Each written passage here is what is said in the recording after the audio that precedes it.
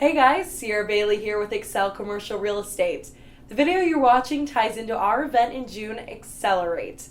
If you want to learn more about what you see today, scan the QR code on your screen or click the link in the description to get your tickets now before early bird pricing runs out. Enjoy the video.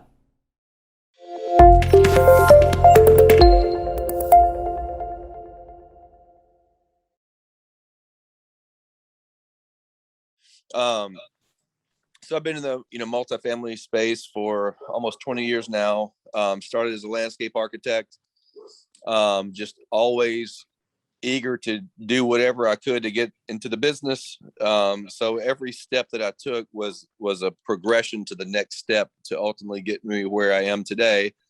And where I am today is by no means where I ultimately want to end up. So we want to keep building and keep compounding on our past efforts.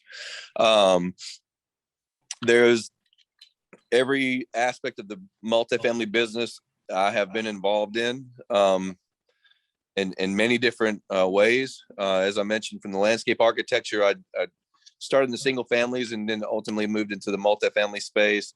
Got hired by a big developer down in Miami. It was a family office that they bought multifamily properties for themselves, but they also did. They purchased and we converted units to condos back during 2005 through 2008. So during that period of time, it happened to be a 300 employee company, and I only reported directly to the CEO, who happened to love landscaping. So he and I developed a really strong relationship, and that kind of developed into a relationship that built a lot of trust. And because he come to find out that I was a straight shooter, anything he needed to know, he know that I'm going to tell it to him like it is. If it's something that he needs to hear, I want him to hear it. I didn't tell him what he needed to hear. I tell him what he wanted to hear. Or tell him, I didn't tell him what he wanted to hear. I told him what he needed to hear. So and that was complete opposite of everybody else that was around him. And so it got to the point to where a lot of his project managers on the interior renovations would kind of lie to him on where they were on progress. So he would have me go check behind them to make sure they were doing their jobs correctly. So that kind of, spun my direction over into the interior renovation space. So fast forward, a couple years through that. And this takes you into 2009 when the market crashed, and that's the last thing you wanted to do. So we just did what we could to maintain during that period. From there, I took a short hiatus and ended up going to work for Marcus and Millichap in the Brentwood office there, pretty much across the street from your office over in Maryland Farms. And it's not where I wanted to be, but it's a necessary step that I took because, once again, it was just another step forward. So I was there for a little while. While I was there, I was introduced to a guy named, end up calling this guy named Grant Cardone that I never heard of. And when the receptionist answered the phone, she asked me, I told her who I was with, what I was looking for. Grant at the time had 3 properties in Nashville, and I was looking, you're dialing for dollars, right? And trying to get the listings. And so I called him up, and they asked me, like, well, are you calling about the properties or are you calling about the job? And I said, well, I'm actually calling about both. Tell me more. And so that ended up, landing me ultimately a position with Grant, offered me to come down to Miami. And at that time I had moved back to Nashville because I'd mentioned I'd, went to work for Marcus and Millichap for short term. So ended up being introduced to Grant. Grant ended up, hiring me after 2 brutal interviews. I was the only employee at the company at the time running his real estate department. It was called Cardone Acquisitions at the time. Just talked him into letting us leverage his database to help syndicate some capital to kind of spin his business into really just scale it out even more than what he had already had done. At the time I got there, it was around $300 million in value on the real estate portfolio he currently had. In 1 year, I built that into 500. And that was all through the power of syndications. And so that ended up giving birth to Cardone Capital, which is, if you follow Grant, you'll know that he pushes Cardone Capital Well, I helped start Cardone Capital, and I resigned from him back in late 17. And I only left because there were some things that did not materialize as promised. And so I just gave it a certain amount of time that he was either going to make it right or I was going to leave and start my own shop. And I ultimately left and never looked back. So here we are 3.5 years later. Fast forward to today, we have just under 3,200 units, close to right at 279 AUM at the moment, with 57 million in the pipeline right now that we're actually in the process of acquiring in the next 45 to 60 days. I mean, I started where I could, buying, 50 unit, 70 unit, 100 unit properties, and now we're buying 200, 300 unit properties. So I never looked back. So, 3.5 years later, this is where we are. My first 2 years in business, we actually bought on average of one property a month. It's not something that I looked at while it was happening and said, wow, like we're really making some headway. It wasn't until the end of the 2-year window that I looked back and was like, wow, we actually closed on average of a property a month over the past 24 months.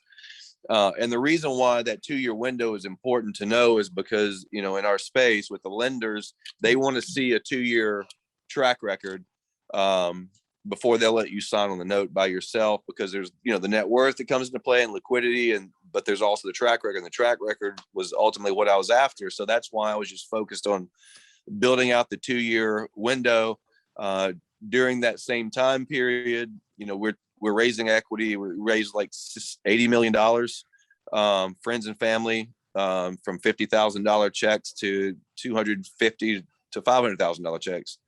It's a lot of work. But during that time, we were also reaching out to more institutional capital partners, and we discovered that in those conversations, a lot of those equity partners wanted you to see full, or wanted you to have full cycle stories, which means they wanted to see you take a property from acquisition to exit, and whether that's a 2-year process, 3-year process, and so on.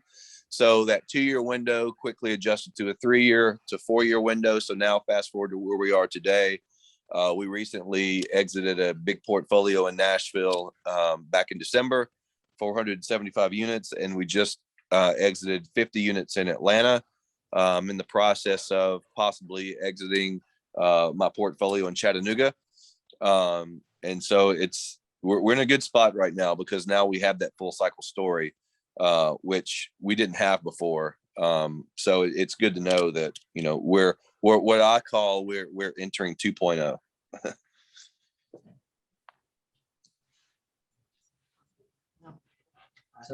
You can probably turn the mic. There we go. Can you hear me? Yeah. Can you hear us? I can. Okay. So let me also say I apologize for not being there tonight. I really wanted to be there. We had to take a last minute trip. Wife and kids. My daughter starts school here in the next couple of weeks, and so this is our last chance to get out of town before she starts school. Because we're going to be entrenched into that, of course. And so this was really our last week to make our last push for a getaway. So we're at Central Florida right now, and some of our close friends have a lake house. So we're down here spending time on the water with some boats and jet skis. So what's not to like? I'm curious, Benjamin, if you could compare and contrast the difference between underwriting a 50-unit deal versus a 200-unit deal. That is a very good question and a very good answer. It is the same amount of work to do a 50-unit deal as it is to do a 200-unit deal, for less payout, right? But I started there, so I will tell you that it's very much worth the effort. I would say that's number one as far as your return of time and energy. And if you want to talk about the difference in expense ratios, your cost to operate a 50-unit property by itself is typically going to be a little bit higher than a 200 unit property because there's a lack of scale in the market. So one of my first properties, actually, I bought two properties at the same time. I bought a 475 unit portfolio in Nashville, was my first purchase. And my second purchase was a 50 unit property that closed a month later. And the reason why I went after both of those at the same time is that would have been my first purchase. And so I was like, look, if one doesn't work out, one of them will. And they both happened to work. But since that they both worked, that 50 unit deal that I bought, the challenge became, okay, once we close this 50 unit property, we need to quickly add another, 50 or 75 or 100, because I personally think that if you buy a 50 unit, it behooves you to try to acquire at least 150 units quickly as you can, whether that's in, another 100 unit property, or whether that's in 3 total 50 unit properties, or whatever the math breaks down to. I would suggest scaling out as quickly as possible to make that 50 unit worth it. But that's only because I use, I put property managers and everybody in place. I don't want to manage those things myself.